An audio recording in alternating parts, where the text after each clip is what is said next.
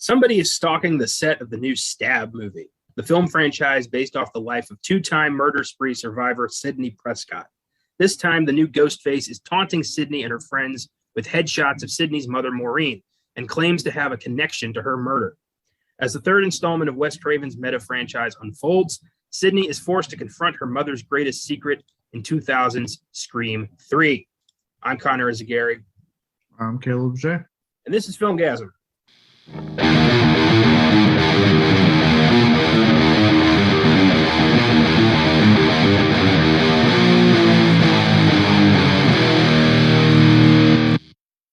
Happy Wednesday, everybody, and welcome to the Filmgazm podcast. It's not often that we've explored a part 3 on this show, since we like to discuss franchises in order.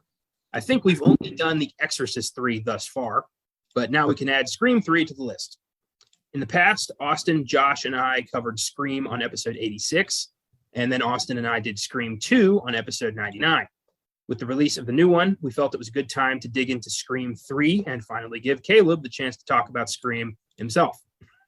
So yeah, you guys really were like, you know what? He's on deployment. We'll do 2 of the movies in succession. There we go. All right. I do remember why we did both Screams. So the first Scream was right when we had to turn the show into a Zoom show because the pandemic was exploding and we weren't comfortable meeting up. So we had to pick movies that were available on streaming for both of us. And also because we were doing Zoom, Josh was able to Zoom in, and I think that was his first episode. And then Scream 2 was a book pick. That was random. So just didn't work in your favor. Sorry. Yeah. You get 3, and down the road you'll get 4, and you're getting 5 on Monday. So there you go. There's like a list of films that I just fucking hate that I was on deployment for that you guys have already covered. Scream, Saw, and Texas Chainsaw Massacre right off the top of my head. I'm like, fuck you guys for covering these already. Yeah, but you get the rest of the Saw franchise, and you got Texas Chainsaw 2, and can't say that yet, but there will be more Texas Chainsaw. We haven't got one planned because there isn't a release of it coming. I'm currently actually debating about which one I want to do. I might just go in order though, honestly. Yeah, probably a good idea. And to which one I'm thinking of going forward with, to the fans out there. But here we are, Scream 3. Feel like I've just been neck deep in Wes Craven for the past week, which I have. We just did our best and worst of Craven on the sneak preview, and this is more Craven. So I'm going to be taking a break after this. But first, best and worst, and then I have been actually doing a marathon of Scream. So before I watched this, I watched the first 2, and then got a little busy at work today, but I'm expected to be getting like a 4-day weekend coming up, so I have every intention to watch Scream 4 right before I go see the new one. So it's been a while since I've done that, where I've actually like marathon a franchise for a new film comes out, like something I haven't done since I was a kid, really. So I figured with Scream, those 4 films I can get it done, and it's been nice. It's been nice, like it's a nice nostalgia for me, both in the movies I'm watching and just that feeling of marathoning something before the new film comes out. It takes me back to when I was, younger and didn't care about things like bills and job and money. I marathoned the Spider-Man movies before I saw No Way Home. I went back to Tobey Maguire, watched the Garfield movies, watched the Holland movies, and I'm very glad I did that. But yeah, I didn't bother with Scream. I did Scream 3, and then you know what? If I have time before Saturday, which I believe is when I'm going to see this, I might watch Scream 4 as well, just for a refresher. I'm about to say I'm seeing it on Saturday, so I got time to get Scream 4 in sometime this week. I got to fit in time for Macbeth, which is something I'm really looking forward to. Yeah, you have fun with that. I'm going to have fun with that. I'm excited. Thank you so much for your excitement for that movie. Well, it's not like I'm not looking forward to Scream. I can look forward to both. I feel like you're looking forward to Macbeth more. I feel like you're betraying Scream. Am I looking forward to a one-sided Coen Brothers production starring Denzel and Frances McDormand? Yes, quite a bit more. You're so clearly wrong. What you should be looking more forward to. Another Scream. Gee, what's going to happen this time? A new Scream film, not directed by Wes Craven, but by people that gave us Ready or Not, a script that apparently convinced the 3 main cast members to come along. and hop back in style again after they've been adamant about never doing one without Wes Craven. So that means there's something special about this script that I want to know. So yeah, you should be way more excited for the new Scream film than for the 100th version of Macbeth. We don't need another fucking Shakespeare. We don't need another fucking Scream. No, we need another Scream. We don't. They're all essentially the same fucking movie.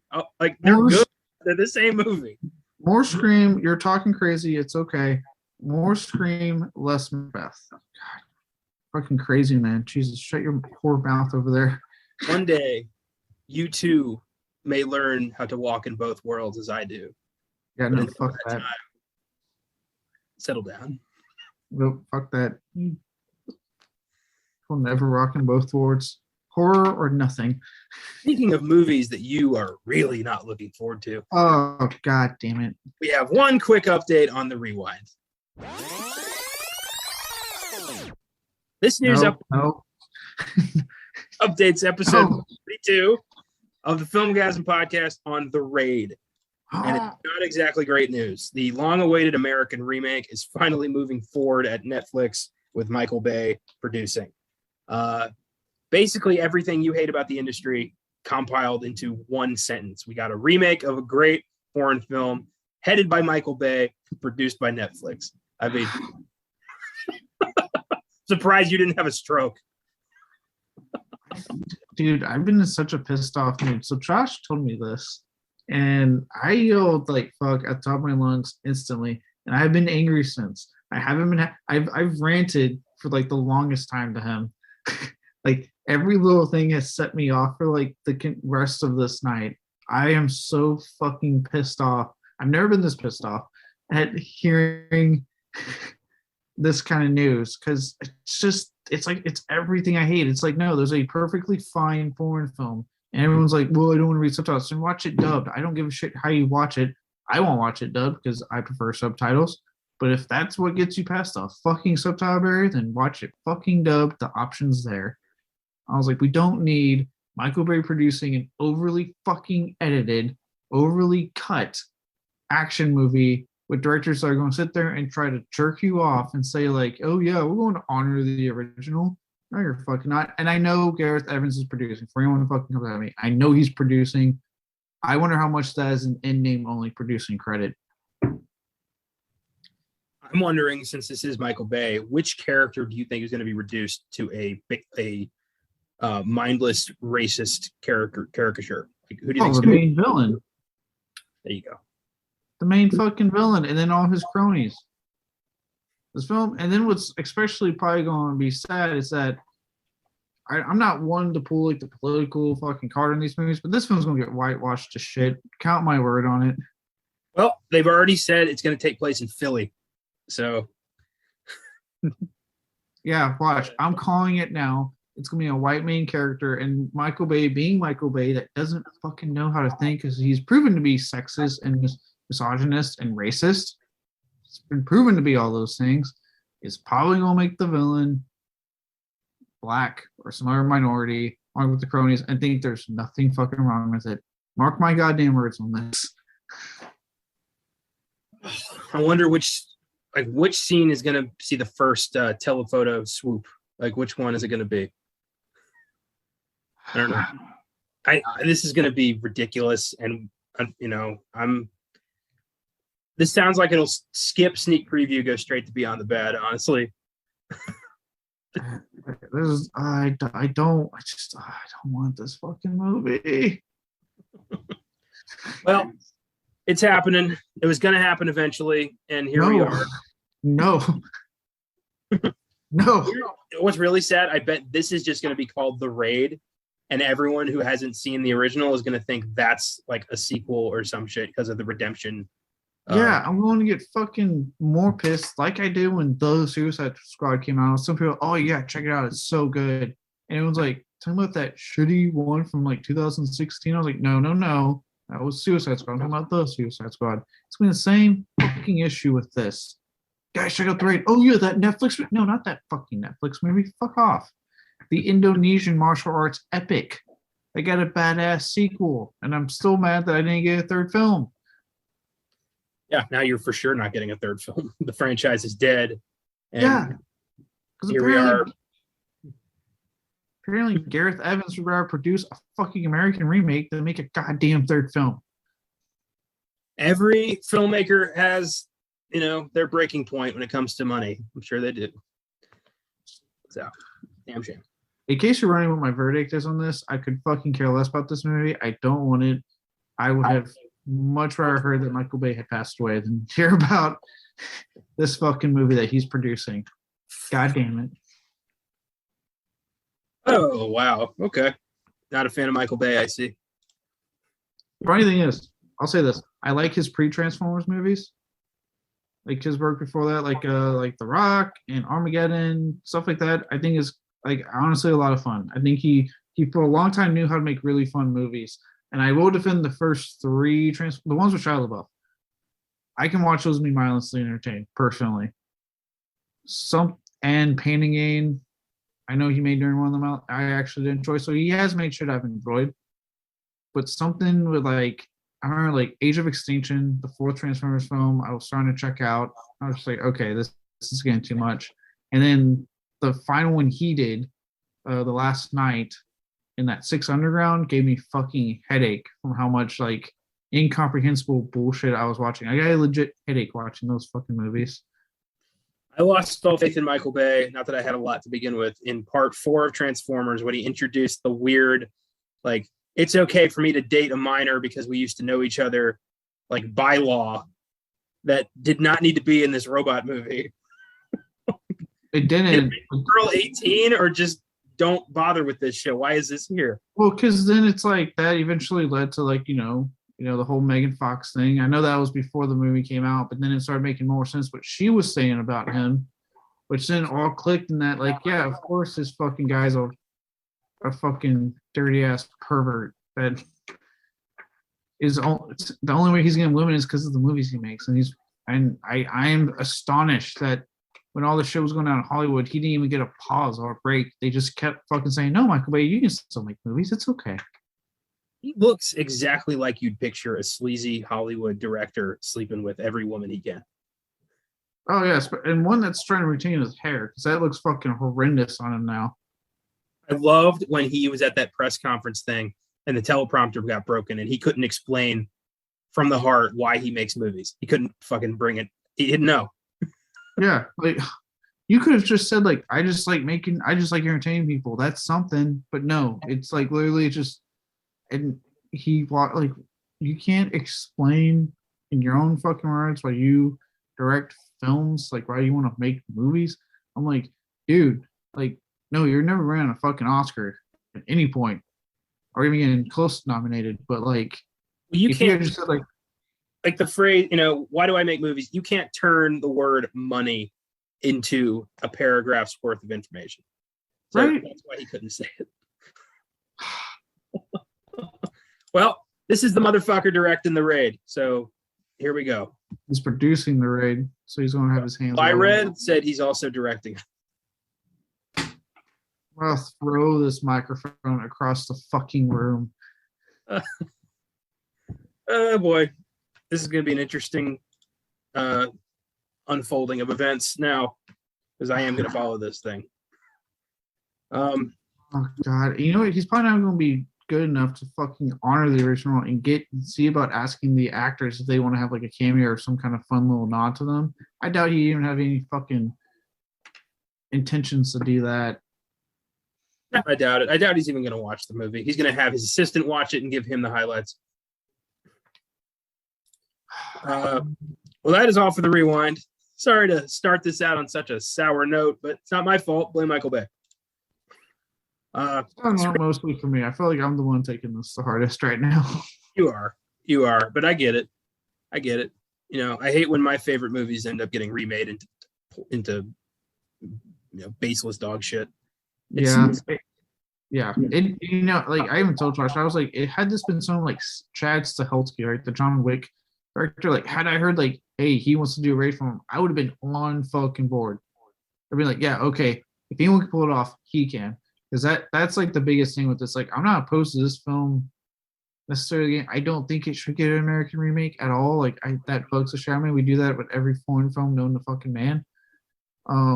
But if you're going to do it, put in someone that will actually like do a good job for that film. Michael Bay is not the person for this one. God no. Yeah, I don't understand the appeal really, but maybe I'm missing something.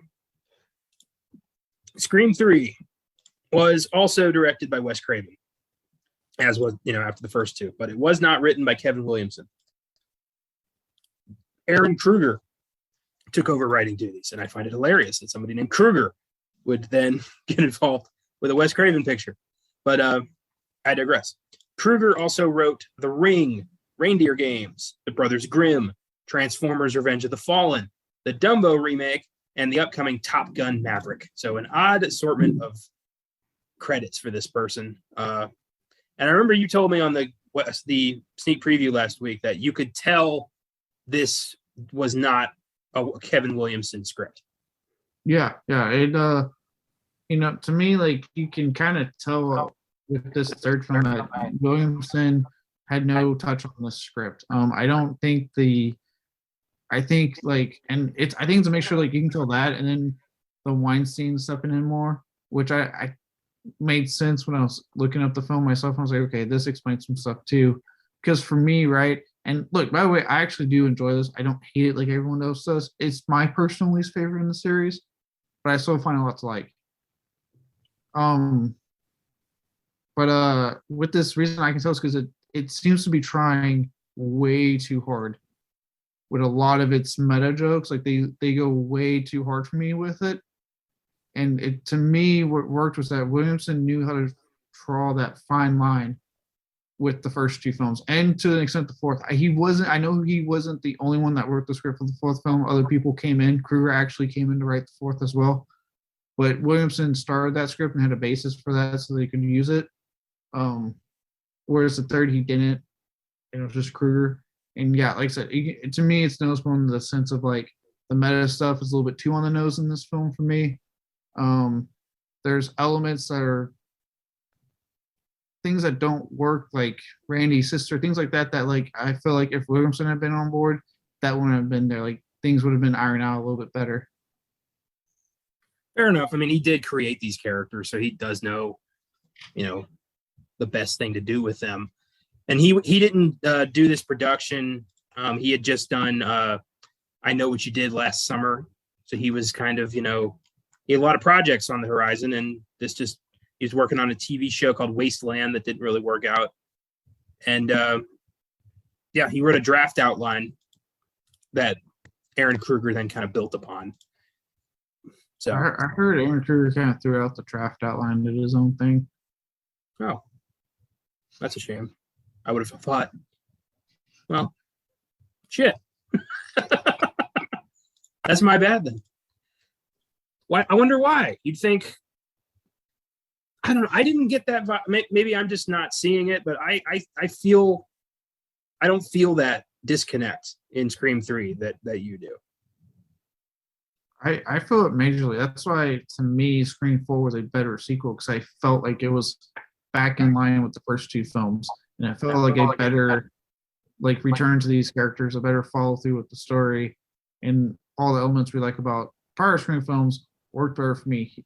In Scream 4, especially the twist. I thought the twist was a lot better in Scream 4 than this one, where they went for the secret brother. I'm just not a fan of like the secret sibling.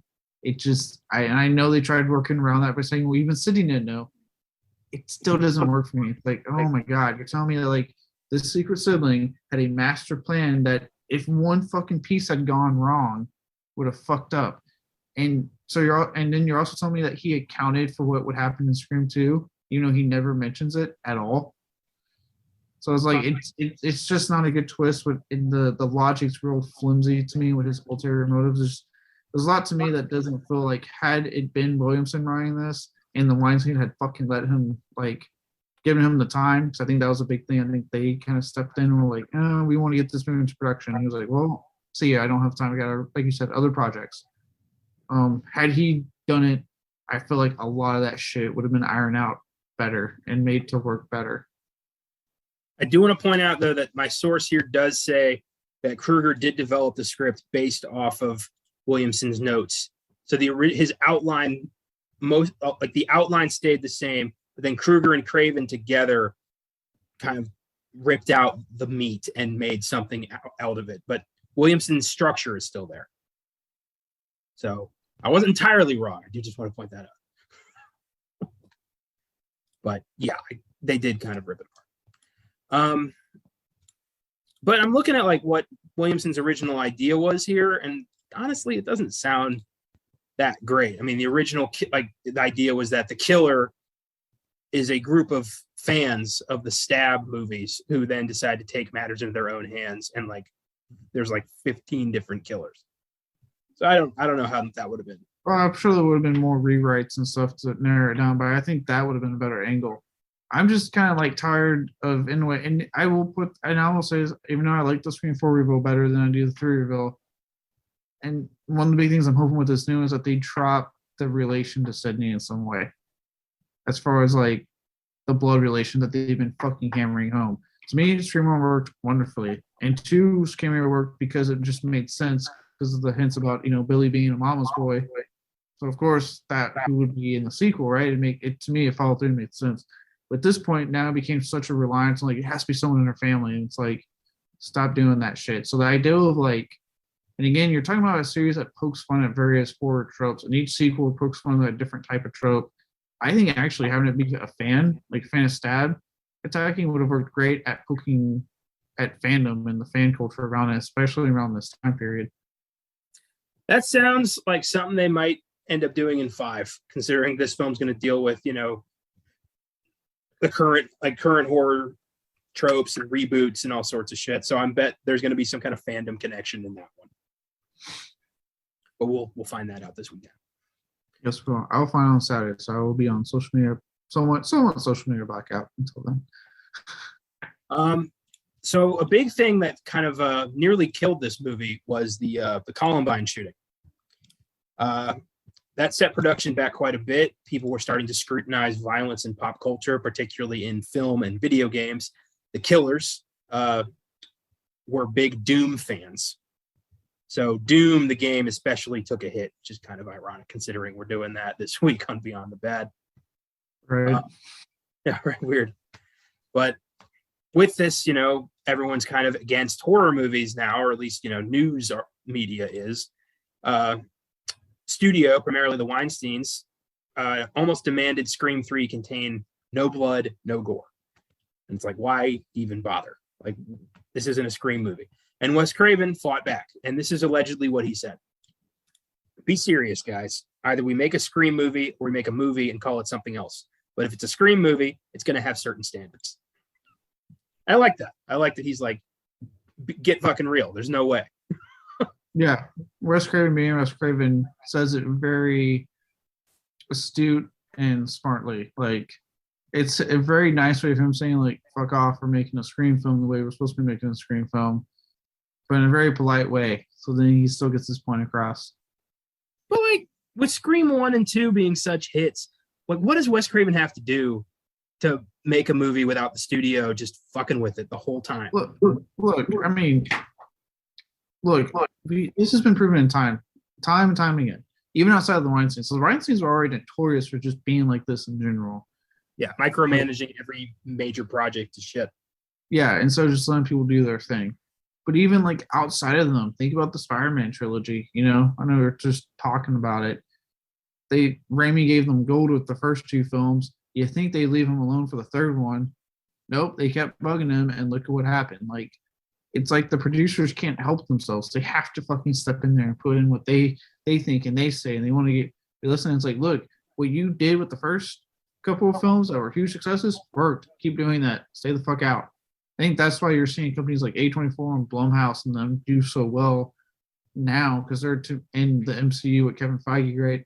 Because they're setting the standard to me of what producers are supposed to be, which is we'll give you the money, we'll let you do what you're going to do, and we'll just hands off. Like, that's how it's supposed to be. Like, a producer Your job's just to put money up for the project. So fuck off from everything else. Like the creative stuff is up to the director, the writer, the actors, even the fucking grips. I have to worry about lighting. Like you're not creative as a producer. You're not.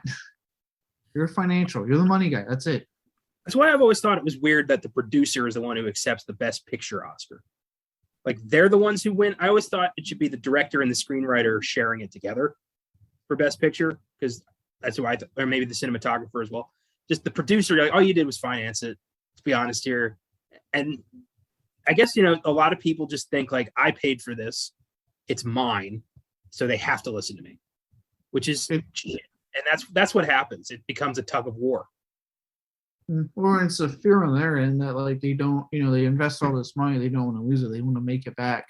So then they get worried and paranoid and start micromanaging instead of just being like, okay, look, we have faith in this director who had like Wes Craven, this director who's been a fucking horror mainstay for 30, 40 fucking years, knows a thing or two, knows what he's doing. He's got this. He's already, like I said, in Scream 1 2, delivered us 2 major hits. We'll leave him alone. No, instead they get worried, even on the 3rd fucking Scream movie, going, we gotta make our money. We gotta make sure we make our money. They fucking just step in there all the way. Especially weird that Scream 3 dealt so much with casting couch culture and, Hollywood sexual assault when the Weinsteins are the guys financing this thing. I wonder if Wes Craven had to like how much did he have to kind of step around that? Did Harvey Weinstein say like, what are you doing here? Like, what are you trying to say? I wonder if there was friction there. I wonder that. Sometimes I wonder if like Harvey was just so like at that time thought he was so untouchable that he didn't give a shit. There's probably some. Yeah, he was probably like, oh, whatever. No one's gonna fucking come after me. Yeah, when they can make like, at the Oscars, make like a, hey, don't end up stuck in a room with Harvey. If they can make those horrible jokes, what is a, Scream 3 gonna do? There's no, he was untouchable. That's what it was. That's fucked up, but you're right. I'm sure Wes Craven did to fucking attack him. Absolutely. But I think we'll get into that when we start talking about the film. Nev Campbell, Courtney Cox, David Arquette, and Liev Schreiber all return to their respective roles. We talked about them at length in the Scream and Scream 2 episodes. So let's talk about some franchise newcomers. First up, we got Patrick Dempsey as Detective Mark Kincaid, the cop in charge of the investigation and maybe the biggest red herring in this franchise's history. I'd argue that him and the chick that's playing Sydney in the movie, in like the Stab movie. Yeah. And again, this is why I think like it's, to me, knows well it's not Kevin Williams' writing. They lean so fucking hard in making those two like the red herrings. What's your favorite scary movie? My Life. Like, all right, buddy, come on. Yeah. Again, that to me was another case where I'm like, I don't think Williamson would have wrote them like that, because he was pretty good with the first two about spreading that fucking who could it be across all the characters. Yeah, that's true.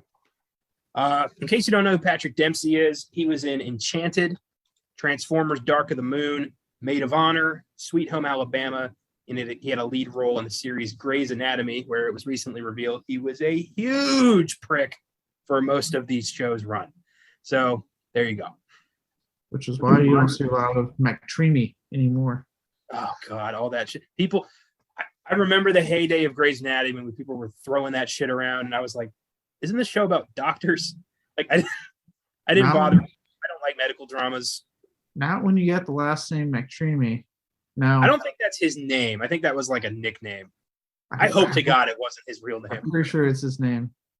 Because it's fucking crazy. I always liked when Supernatural made fun of that. Dr. Sexy? I remember that. Yeah. Everyone knows Dr. Sexy doesn't wear shoes to work, he wears pants. Sam's look was just like, really? Good times. Good times. Parker Posey plays Jennifer Jolie, the actress playing Gale in Stab 3. Posey was in Blade Trinity, Superman Returns, Dazed and Confused, You've Got Mail, and Coneheads, among others. And she's good in this. I like her as fake Gale. I think she steals the show. Honestly, she's always been a highlight in this film for me. I love the interplay between her and Courtney Cox. I think she's fucking hysterical. I love when she like loses her shit on Milton and it's like, you did it, didn't you? You killed her. And Gail's like, go down, Geraldo. Let's figure this. You're obsessed with her and you're obsessed with her daughter. Not the gotcha moment, but your heart's in the right place. Yeah. I love when Gail like punches her and her line delivery of like, my lawyer will like that. Not as much as I did. Like, yeah, good. So I think, some people need to get punched once in a while. Just get a nice little dose of reality. I remember Posey in Blade Trinity. She plays the, I don't remember her name, but the vampire who let Dracula out of the box so that he can kill Blade for them. I remember thinking like she's having a hard time talking around the fangs. Yeah, I remember thinking that into it. I remember like I developed a big crush on her because of that movie. But I think again, I'm not gonna lie, she kind of still showing Blade Trinity. She's to me, she's just really good actress. She's really good at just saying like, oh, this is not great material, but I'm gonna make this work. I have a soft spot for Blade Trinity. I know a lot of people hate that movie. I get it. But I like it. I think it's a fun watch if you can just shut your brain off and realize like the fact that anything got done on this set is a miracle. But I think Ryan Reynolds steals the show personally. I think he's really funny in that. I mean, it's Ryan Reynolds. Yeah. He's basically playing, vampire Deadpool. He has one type of humor and it's somehow been able to like, I have yet to get tired of it. It cracks me up every time. Yeah. Blade Trinity, vampire Deadpool. Van Wilder, college Deadpool. Just Friends, chubby Deadpool. Like he's just been Deadpool the whole fucking time. Waiting, restaurant Deadpool. Restaurant Deadpool, yeah. Adventureland, theme park Deadpool. It's just what he was born to play one role and he's been playing it for 20 fucking years. The Proposal, Alaskan Deadpool. Deadpool. Oh God. Yeah. I'm not disparaging him. I think he's great. Oh no, I like I said, the fact that he's been able to pull off like essentially the same shtick and it's consistently funny, and I don't get tired of it is actually kind of impressive. Usually at some point I'm like, all right, man, like this is getting old, but he always cracks me up. Even like Free Guy, I started getting to that point. I was like, this looks like a Ryan Reynolds comedy. I don't know if I'm really going to get into this. I was so happy for that movie. I was dying. I loved what was it, Dude. That like was that the big Ryan Reynolds yelling like catchphrase and shit like that. Yeah. His coding wasn't complete, so he couldn't make complete sentences. That was hilarious. It's like angry stare and things like that. Just like broken fucking. I still think the best part was when like Ryan Reynolds pulls out Cap's shield. Chris Evans, what the shit? That was awesome. Oh. Scott Foley plays Roman Bridger, horror director and spoiler alert, the killer. Foley was in a lot of TV shows, including Felicity, Scrubs, Dawson's Creek, The Unit, True Blood, and Scandal. This was his film debut, and I thought it was fucking hilarious when it's revealed that Roman's the killer. And for a second there, you're kind of like, wait, who's that? And he even tells himself, like, it's Roman Bridger, director. Like, he has to tell the audience, like, remember me? I remember the first time I saw this movie, I was like, wait a minute, who? Like it legit, like, I remember watching the first one going, oh, shit. I remember watching the second one going, is that? I was like, no, I remember, like, we were going, holy shit, she's been there the whole time. This one, I was like, okay, wait, who? I don't recall this character. It took me a couple watches to be like, oh shit, okay, got it, cool. It was only on this watch that I realized that in a movie that deals directly with sexual abuse in Hollywood, the director of the movie is named fucking Roman. Oh yeah, I didn't even think about that when I was watching it. Yeah, I didn't. There's no way that was an accident. But yeah, this does have the weakest killer reveal of the franchise. I'll give you that. But I just don't care. I'm in at that point. I'm like, this is entertaining. I like Nope, this. I care. I want a good reveal. Like I said, I do think he does good. I think I legit like his performance. When it's revealed he's a killer, I do. Um, I've never been into the secret thing and him being the whole orchestration of this. Like, it's just, I can never buy that. So it's just like, all right, dude. I played it smart when I wrote my stuff. I put the secret sibling shit in the second part, so I didn't break any rules. Funny shit. I'm not even kidding. Seriously. Talking about your books? Yeah. Looks like I'm not reading any further past the first one. How dare you? You don't know who it is. Like somebody's siblings in the second book. You don't know who. How dare you? It's still is worth it. Trust me, because it's kind of a like what the fuck moment. And yeah, I'm plugging my own work. Fuck it. We're at 170 plus episodes. I've never done it, so here it is. Buy my books, Amazon. Look up my name. If you can even spell his last name. Yeah. If you don't know how to spell it, it's in the episode description. And they're really good historical fiction, vampire westerns. Trust me, you'll like them. I read the first one. Yeah. Thanks for the glowing endorsement there. I appreciate it.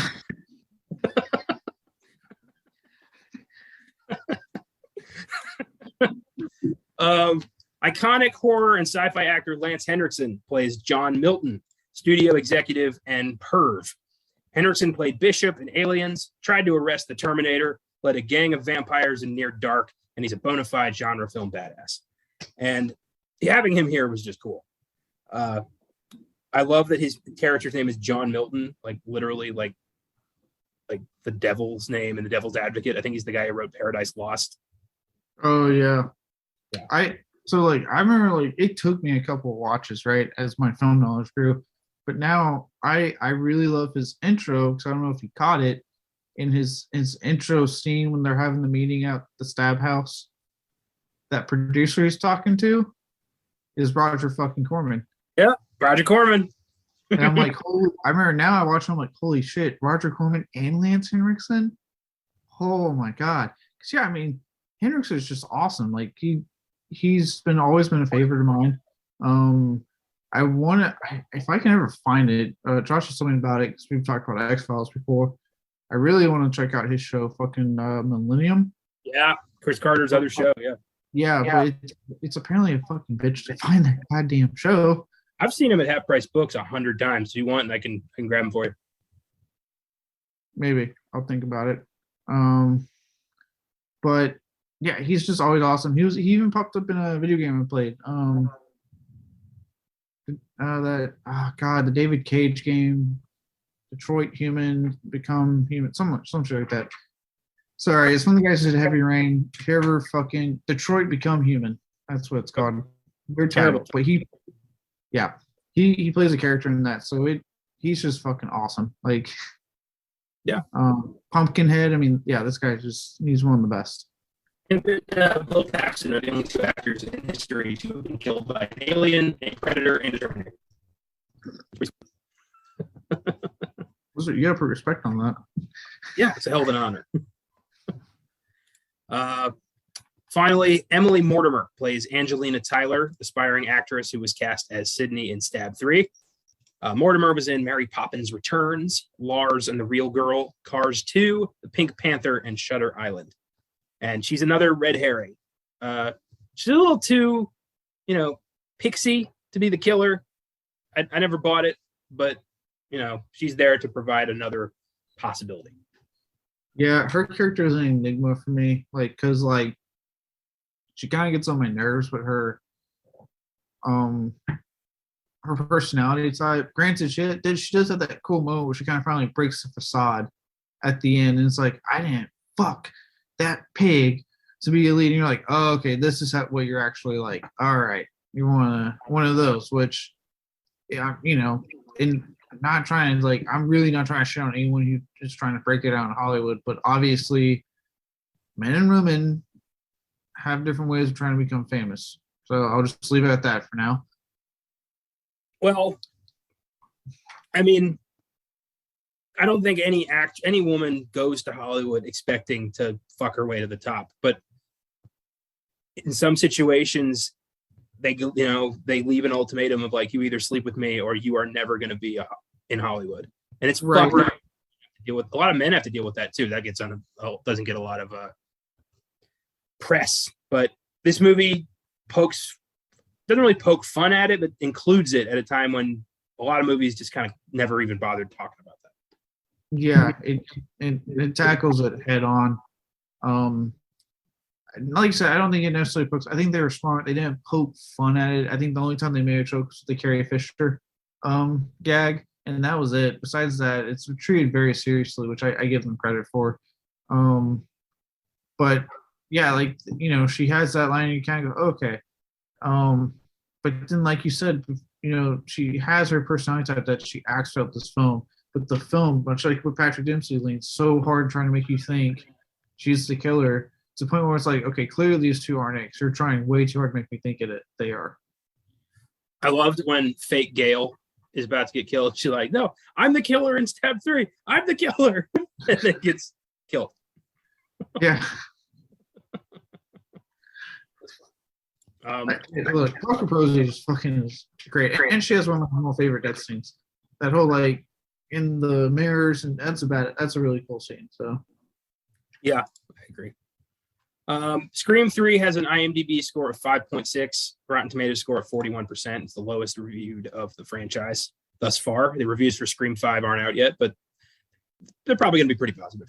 It sounds like based off social media reactions, because that's lifted. The actual review embargo lifts on Wednesday, so we'll see where it stands on Wednesday initially, and then it's going to fluctuate and change. But what I've heard, early social media reactions have been through the roof positive, which again, as someone who had complete faith in these guys because of Ready or Not, just makes me happy. Yeah, me too, man. So despite the critical obliteration, Scream 3 was still a huge hit, grossing $161 million on a budget of $40 million. So still did great. It would have 2 more sequels, 2011 Scream 4 and 2022's Scream. As well as the short-lived MTV series Scream the Series. Scream 3 is currently streaming free on Starz.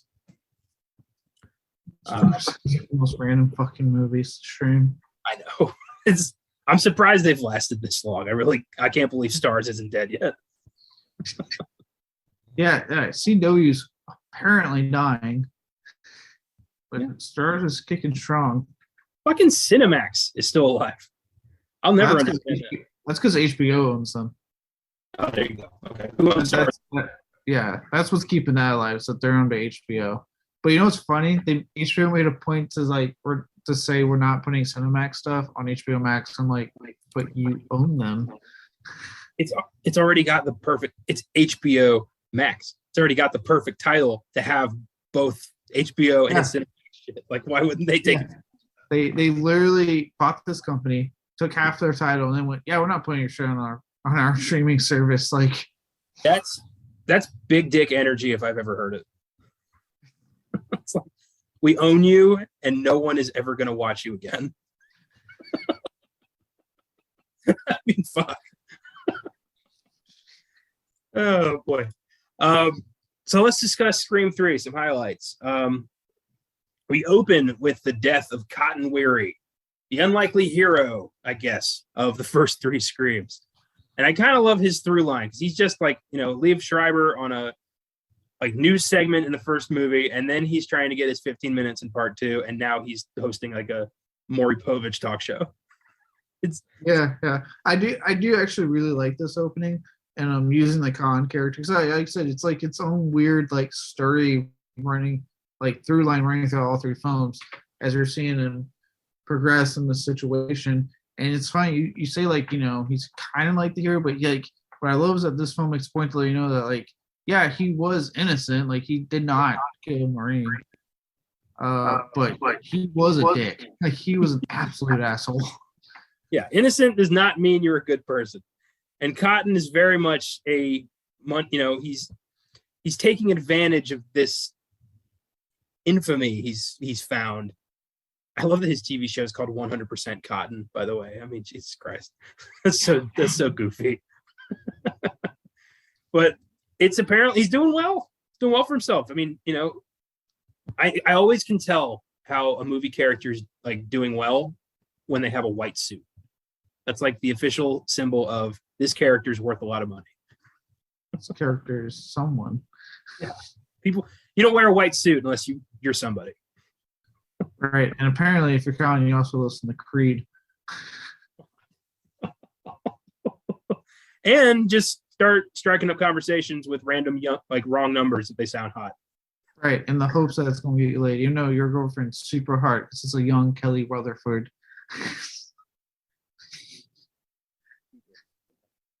100% Cotton. Yeah, but it's a good way to, kind of lull the audience into thinking like nobody's safe. If they can kill Cotton Weary, they can kill anybody. Yeah. In a way, yeah. But I always felt like they already kind of did that with Randy and Scream too. Like they kind of established that the first one they're safe, but in these sequels we'll take someone out, which they kind of go back on in later sequels. I can't really attest to Scream, the new one, because we haven't seen it yet, but they definitely kind of did a 180 in Scream 4, and we're like, yeah, no one's safe, minus the 3 characters. But I'm used to that now. I mean, Walking Dead did the same shit. Game of Thrones eventually did it. They held out for a while. They're like, no one's safe, except these characters. By season like 6 and 7, they're totally safe.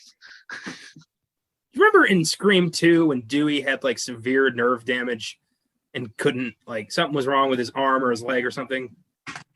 Yeah. I guess that healed up pretty nicely over the past few years. It's amazing that man's healing ability. If anything, he needs to be studied by science. I want him dead in the new one. I don't hate the character. I don't hate David Arquette. Shut your whore I am mouth. just so sick of him escaping these situations constantly. You shut Give me your some goddamn mouth. Consequences. If they kill Dewey, we riot. I want all 3 of them dead in the new one. I want them all dead.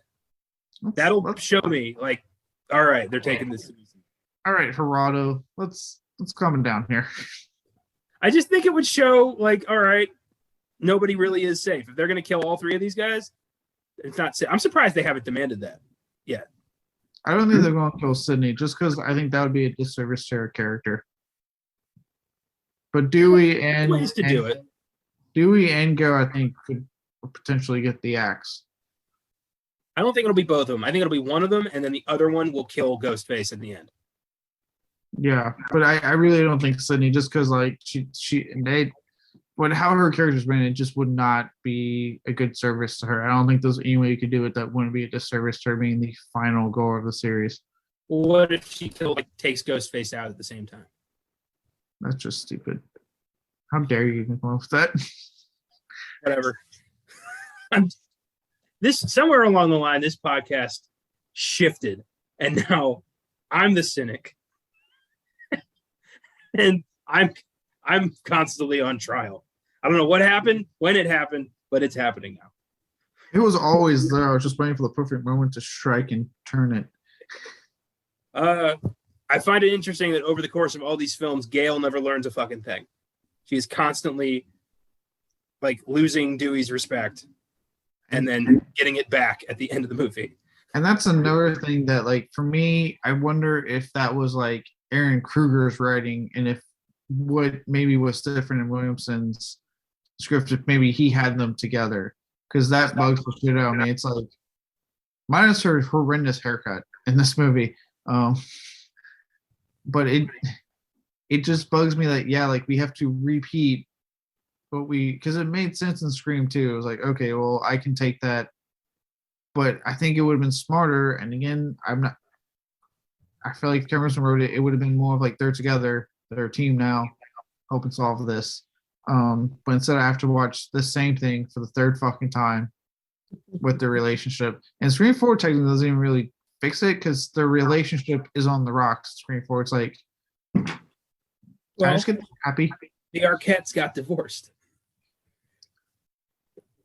Yeah, they're actors though. Let's not forget this. They can act. Yeah, but I imagine it's probably not too comfortable playing out a love story with your ex-wife or your ex-husband.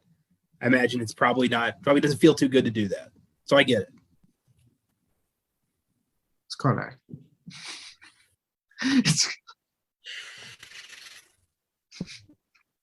I just don't want to keep repeating their relationship thing. I'm hoping obviously in New Scream, it looks like they're not together, but hopefully it's not like they regain it throughout the film. I hope at this point they just are like, look, we tried it didn't work. This is what we are. Cool. Let's move forward. They try to do that. They try for a fifth time to be like, Dewey still sees the good in her. They're going to make it work. I want to see a knife go through his fucking head. Jesus Christ, man. What did Dewey do to you? You son He keeps making it out alive under crazy circumstances. I hope Ghostface gets you now. How dare you keep pushing home on Dewey? Go fuck yourself, sir. Every time he gets stabbed in the back, he gets the nerve damage, he gets stabbed in the back again. He gets every single fucking time. Because he's a badass. That's why. The farthest from a badass. Oh, he's the closest to a badass.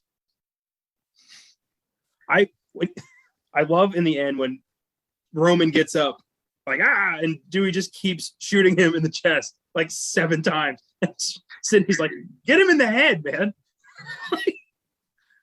He's so useless. Nope, he's the most useful. He's a goddamn sheriff that rolls into town and takes care of business. He was. Now he's the bodyguard for fake Gale. Yeah, the sheriff. Silly. I don't know why Jay and Silent Bob show up in this movie, but I love it. I really don't. Because again, this is to me leaning too hard into what Scream isn't. I don't. It's Jay and Silent Bob. They're not in the movie forever. They're just taking the studio tour. It's still too much. Because they didn't do that shit in the prior films or even in the fourth film. So it's still too much. I disagree. I liked it. I like Jay and Silent Bob, so I enjoyed seeing them. Just because you're not a true Scream fan, sir. Okay. You think that's an insult? It's not. I'm okay with being considered a non-huge deep Scream. Down, it hurts you, and you know it. Okay.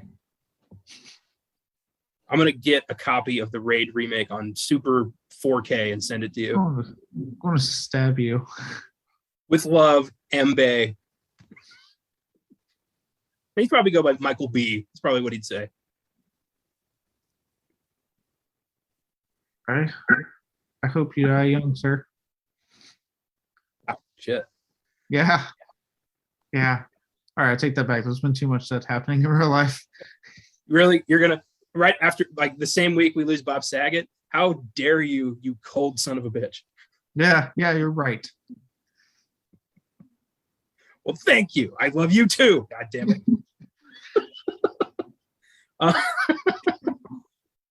One visual I thought was cool was the giant green stab mask in the office. I would love to get that. Oh, yeah. You talking about during the Jenny McCarthy death scene?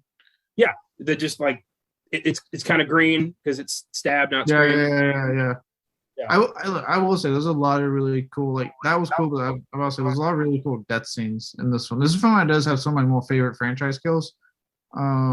Like the Jenny McCarthy scene when he's on the phone, and at first you're like, okay, whatever, and then all of a sudden I do like the voice changing thing, especially because to me I felt like Roger Jackson, who voices Ghostface, was probably to me the most vicious in this film of the original trilogy.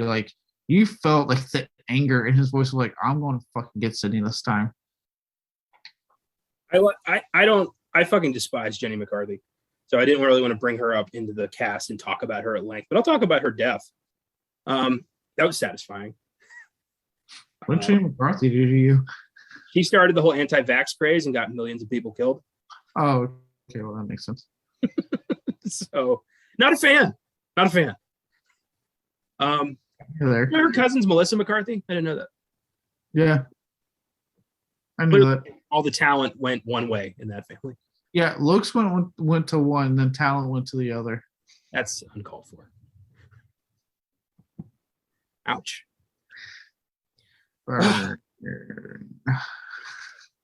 she's just,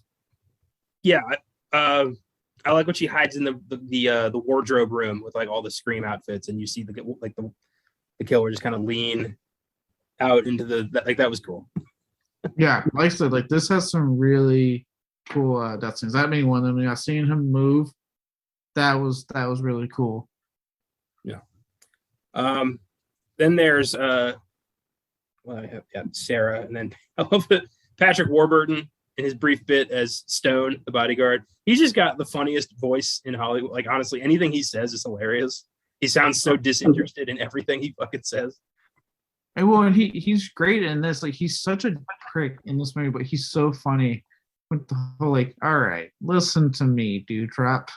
Are you giving me orders, Dewdrop? Just so like sure of himself. It's hilarious. I love Patrick. I love when they're in the house and like Parker Posey's like freaking out and losing it, and she thinks she's killed next. And when they all leave, you see her jump into his arms. Just the look on his face, like this isn't the first time he's had to do this. Oh boy, yeah. His death was a bit of a shock. I didn't expect that to happen that quickly. Yeah, and again, another great usage of like that voice changer, Roger Jackson, was just like, how would you say that? That's just makes me want to. And then he just fucking pops out of nowhere. I love the fax, even though it's dated as shit, the fax gag where he blows up the house. Oh yeah, whoever can smell the gas. Have you ever received or sent a fax? No, I think my printer can actually do it, but I'm not ever utilizing it. Yeah, I've never witnessed a fax in person, and it makes me laugh. That just shows our age, man. We're younger than the people who have fax stuff.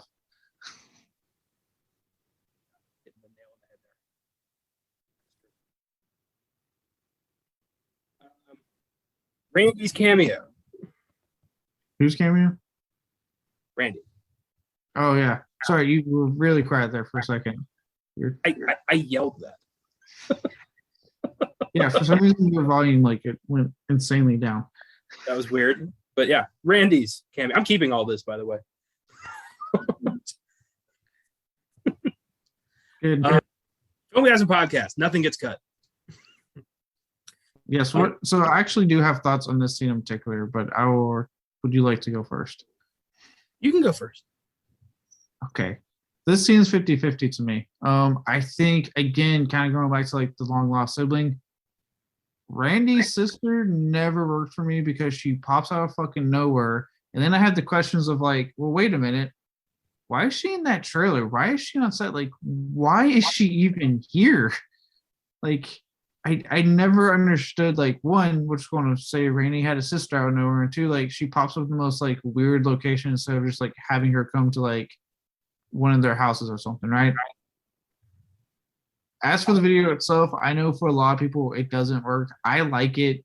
Again, that's one, like, at least for this original trilogy, keeping the through line going of Randy, and it makes sense that Randy would do a fucking video based off, like, his character in the first two films.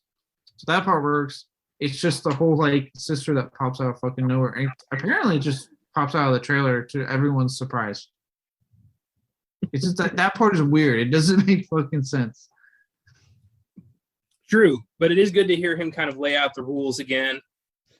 Be like, this is the third part of a trilogy. No one's safe. I thought that was good. We'll go back to the beginning.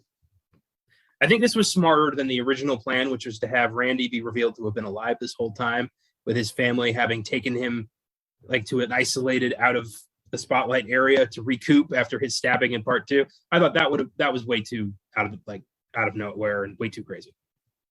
I mean, it depends on how they would have handled it.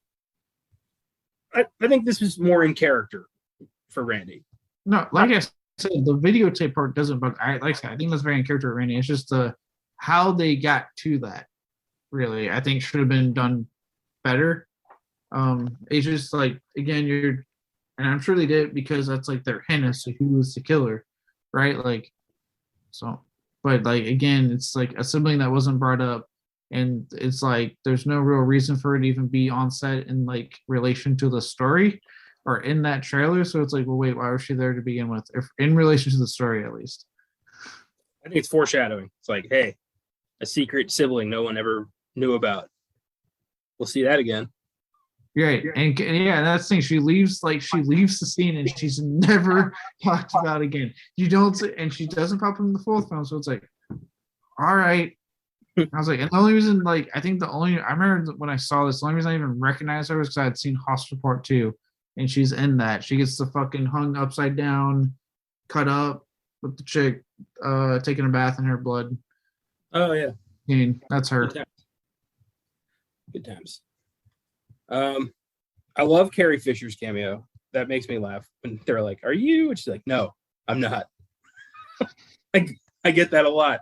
You know, I was supposed to get Princess Leia, but who got it? I bet you slept with George Lucas. That's who got it. That was funny. That was a good one. I did like that little joke. I did like after that, because I think that's when they split up and Sydney goes to the set. I like that whole set piece when Ghostface is chasing her through like the set house that looks like her house from the first one. But that was actually really like well done scene. That was weird. Can you imagine it when there is an active killer, like who's killed 2 or 3 people at this point? Like, why would she imagine it? Yeah, it's amazing. Especially, not even necessarily. It wasn't really Patrick Dempsey being like that the whole time. It was like his partner just not believing anything. You know, there's an like I said, there's an active killer, so it's like there has to be something there. I mean, you have someone walking around killing people. That guy he plays a prick in everything. I think his name's Josh Pace or Pais, however you say it. Yeah, he was in Music of the Heart, the one that I think is this guy. Yeah. He played an asshole music teacher in Music of the Heart, and now he's an asshole cop in this. So I wonder if he's just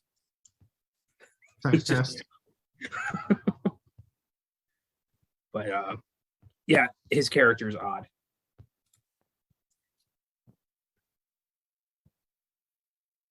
Yes. I know you want me to respond. I got nothing left. I don't like him. I was like, there's not much for me on that. Yeah, he's weird. I did like the little part after this when like he's questioning Emily Mormo's character, and she's like, "Oh, I stole it," and he's like, "Oh, you stole it? Well, I mean, I took it. You stole it or you took it? What is it?" Like that part was a little bit funny.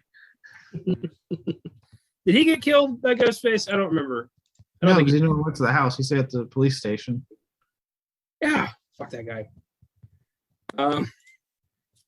The scene where they confront Milton about Maureen, and he says, "You know, this is Hollywood. You got to play the game or go home." Like, Jesus Christ! Looking back at everything that was going on with Weinstein at the time, and not just Weinstein, but you know, Kevin Spacey and all these other pieces of shit. It's amazing this was able to be made, and that no one saw this as like a veiled threat or whatever. Like no one. Well, yeah. Again, like we were talking about, I think it had to be the fact that they all thought they were untouchable. You know, this film came out. It's not like women came out of the woodwork like they did a couple of years ago, and be like, "Yeah, see, look, this film's shining light. This is what's going on. This is my experience." They didn't do that because they were too scared to speak up, and that's not an indictment on them at all. Like, I mean, that's not. Don't think that's what I'm coming at. I'm saying, like, you know, they didn't speak up because they were scared, obviously, and in turn, those guys thought they were untouchable. So for them, they were like, "Doesn't matter. Say what we want. No one's gonna fucking say anything." So that's why I say, like, I feel like Harvey Weinstein probably just looked at him and like, "Oh, whatever. No one's gonna give a shit." He probably laughed at it. Yeah, I was like, and think about it, for fucking, I would say what, 17, 18 fucking years, 19, whenever all this shit came crashing out on him, he wasn't wrong. As sad as that, it's as sad as it is to say that and to hear that, he wasn't fucking wrong for well over almost a fucking 2 decades almost. He was right.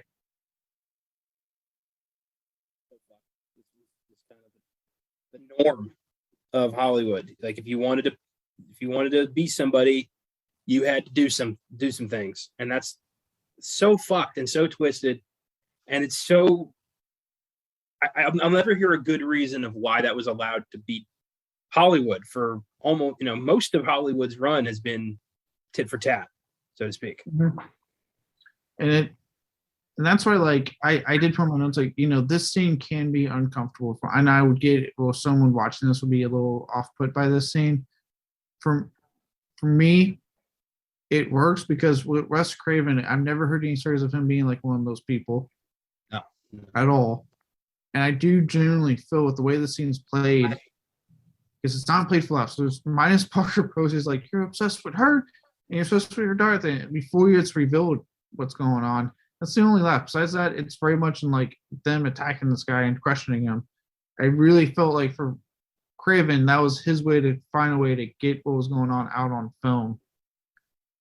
Even if no one listened, at least there's something now that says like, this is what's going on in Hollywood. Yeah, and I think it's cool that Scream, a horror slasher movie, has that kind of foresight. That's good on Craven for saying something. So after that, we got the Roman reveal, where we learn that the killer is in fact shitty filmmaker Roman Bridger, who is Sydney's half brother. All right, sure. I mean, is it super brilliant? No. But does it bother me? Not really. At that point, I'm like either in or out. And I was in. Yeah, like I said, it doesn't fully work for me, especially in like compared to other reveals in this series. It's the weakest one for me. I don't even remember the reveal in Scream 4, so that's gonna have to be the lowest one for me. Honestly, I actually like the reveal in Scream 4. Mainly because to me it's gotten a lot more timely in recent years with people's obsession with social media. So I think it was like her cousin. Yeah, she wanted to be famous and not do anything, and she wanted to coast off the fame that came with that. Again, kind of like tackling the social media craze, which has become just to me more prevalent in recent years. Yeah, maybe I should watch that again because I don't remember any of that. I've seen it twice now, and it's not staying in there. Wow, how dare you? Scream 4 is such a better film than this one. Okay. Yeah, so Sydney fucks Roman up and is like, yet again, I got to take out the trash, and goes home and is like, you know what? I'm gonna leave the door open. Is it weird that I wasn't thinking like way to be empowered? I was thinking you're gonna get flies. Yeah, I get the symbology of the scene, but I remember watching and going, close the fucking door. Like, you're in the mountains. There's animals out there that you probably don't want in your house. I've seen other horror films. Close the door. You want ants? Because that's how you get ants. And also, to me, like, I noticed it this time. Patrick Dempsey's line delivery in this final scene is fucking atrocious. Go watch a movie. Why are you here? We're going to watch a movie. What movie? You're not a family friend now. Go home. Yeah. Well, it's just like, what's like, oh, what's movie? Come on in. You will find out. Like, the way he delivers the lines in this last scene made me go like, what the fuck, Dempsey? Like, you've been fine throughout the movie. What is like he draws like, I don't know. It's just I noticed it and I was like, why is his line delivery so awful in this last scene? He's like Charles Bronson the whole fucking movie, and then at the end he turns into a Disney princess. It's weird.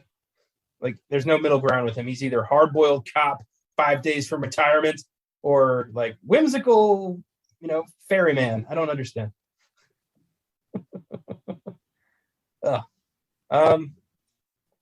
Scream 3. Anything else you'd like to bring up about this movie before we get into Filmgazm facts? Nothing off the top of my head. Just that I will say this, like, a lot of this film to me is saved thanks to Wes Craven coming back and directing. He, even his first film, he cannot really do much wrong with me. I just love this guy. It's one of my horror greats in my opinion, and it was nice to have him back to do this and to step his foot down like and be like, we're making a Scream film. I don't care what you guys say in relation to all this shit going on, making a goddamn Scream movie. So yeah. I would like to say about that, by the way, the Columbine shooting. movies, video games, books, pop culture has nothing to prove when it comes to people killing one another. There is no correlation. Look at us. We've been watching dark shit for most of our lives, and we're perfectly psychologically well-rounded human beings. We have no interest in murdering people, shooting up a school, none of that shit. So it's got nothing to do with the media. It's about people and their fucked up psyches. I'm sure if the Columbine kids had, watched the Care Bears instead of playing Doom, shit would have happened the same way. Oh yeah, absolutely. I mean, look, I've seen a Serbian film, for Christ's sake. Still haven't had thoughts like that ever. Thank God. Because if movies could turn you into, honestly, I think Billy Loomis said it best in Scream. Movies don't create psychos. Movies make psychos more creative. He's not wrong. It's not. I think if you take someone that's already a troubled individual and they do watch this stuff, they do play those video games, they listen to that music, it might trigger them for sure. It's not molding people into killers. Yeah. And it's not the product's responsibility to pat itself just because some people are nuts and are going to take the message differently. That's on them to seek treatment. It's on others to seek treatment for them. If you see something, say something. I don't blame horror movies or video games or metal music, any of that shit. No, it's none of that shit's problem. Like, they can't. They're not going to sit there and accommodate for every fucking person out there. Like, it. So no, it's yeah, it's the individuals, not the fucking entertainment. I know in the case of music, like Eminem was one of the big names they kept saying, like, thrown around, and then Manson, which, okay, I know what's going on with Manson now, doesn't help, but at the time, I don't see where his music was fucking causing people to be violent, for Christ's sakes. Yeah, dude, Charles Manson loved the Beach Boys. Charles Manson, one of the didn't he write songs to the fucking Beatles, for Christ's sakes? Who now? Didn't Charles Manson try to send songs to the Beatles or some shit like that?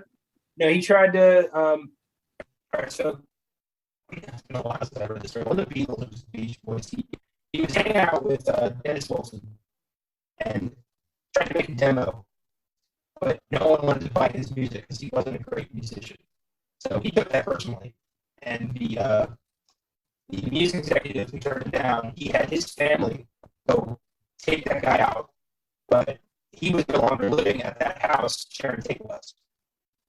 So that's how that happened. Oh, okay. But just given Charles Manson a demo, nothing would have, it might not have gone the same way. Yeah. So weird. But that doesn't mean that, are the Beach Boys responsible for the Manson murders? No, they're not. I hate when people take the easy way out and blame violent video games and scary movies for a school shooting. It's mental health. Like, that's all fucked up here. We got to deal with that. Anyway, I just wanted to make that. Yeah. I made that point. I always like shouting that out when we can. Yeah. Well, so yeah, it's never that, but it's more the fact that we live in a country that, for whatever reason, does not want to talk about mental health. So when shit like this happens, instead of using that as an opportunity to be like, maybe we should look at mental health, when they're like, Grand Theft Auto's doing it, the new horror films, Hostel's doing it. Like, no, it's troubled individuals that need fucking help, that have mental issues, but because we don't want to fucking look at that, and we are so. I mean, look how long it took for us to get around to just something as simple as therapy. Remember when that used to be like a stigma? Like, how dare you go to therapy and get help? How fucking dare you? Yeah, you were seen as crazy. You were, you were psychotic for just seeking help. And it took us a long time to come around to that. A lot of people still see therapy as, the devil or some shit. It's weird.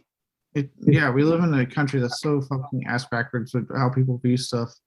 I mean, I go on day with things like how, people talk about the divorce rate nowadays. I'm like, no, it's because we realize that maybe staying in a marriage that where you hate each other isn't the best fucking thing to do. Marrying right out of high school, being forced to have children, growing to resent one another, and forcing that resentment upon your children, who then grow up with serious mental health problems and believe themselves to be unlovable, maybe not the best idea. And an entire generation did that for a long time. Yeah. Yeah, that's why Grandpa doesn't like to hug you sometimes. It's just, God, we were so against any sort of individual happiness in this country. We have been for so long that we're only just now realizing that there are ways around it. There's ways you can live your life without having to, cater to the whims of society or what society's been telling you for generations. Right. Romeo, so that links back to people just want to be go with what society says and what religion says, because that's another big thing for a lot of people. And it's like, okay, but you need to learn to stop following that stuff so blindly, because that's a whole conversation for another time. But yeah. Yeah, there's a lot to unpack there, and we're not going to do it on the tail end of Scream 3. No. Here's some Filmgazm facts. Number one, Wes Craven filmed 3 different endings for the film, didn't tell the cast which one he was going to use. I wonder who was the killer in those other 2 endings. I think I read somewhere that one. I don't know if they filmed it, but one proposed idea was Stu. Surviving. Yeah, we're going to get into that in a second. Okay. Number 2, I thought this was kind of crazy. When Sidney jumped over the bar and stabbed Roman in the back with an ice pick, Neve Campbell missed the pad that she was supposed to plunge the pick into and actually stabbed Scott Foley in the back. His scream is genuine. Oh my God. That's the take they use. He actually is stabbed right in the fucking back with an ice pick, and he's like, oh my God. So is Scott Foley a actor or just really hurt? For some reason, I jumped straight to fucking Always Sunny with Dennis. You fucking bitch. You goddamn bitch. Like, just him on the ground saying that. I jumped straight to that scene and get into the Greek when Russell Brand stabs Jonah Hill in the heart with the adrenaline. And he just comes up like, I'm alive!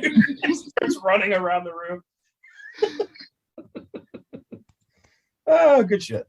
Number 3, in a 2009 interview, Matthew Lillard claimed that he had been contracted to reprise his role as Stu, apparently orchestrating new Ghostface attacks from prison on high school students and ultimately targeting Sydney. Following the Columbine massacre, shortly before production began, the script was scrapped and rewritten without his character and this plot to avoid development of a film which associated violence and murder with a high school setting.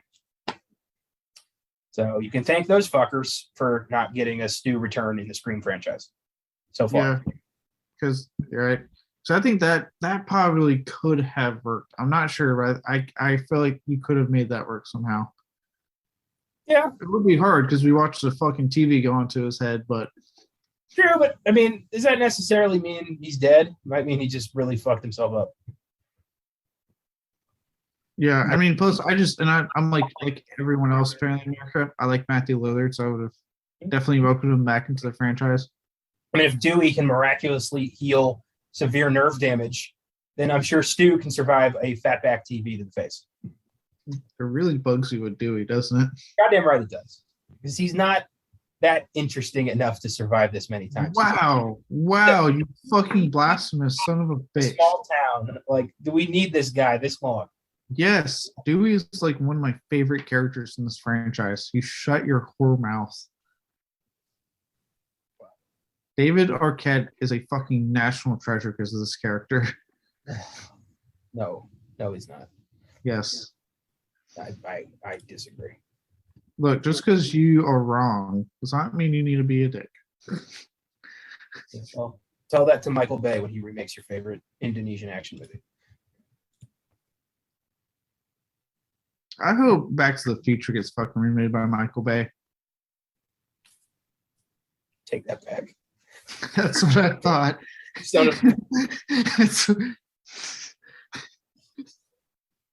Over Bob Zemeckis' dead body.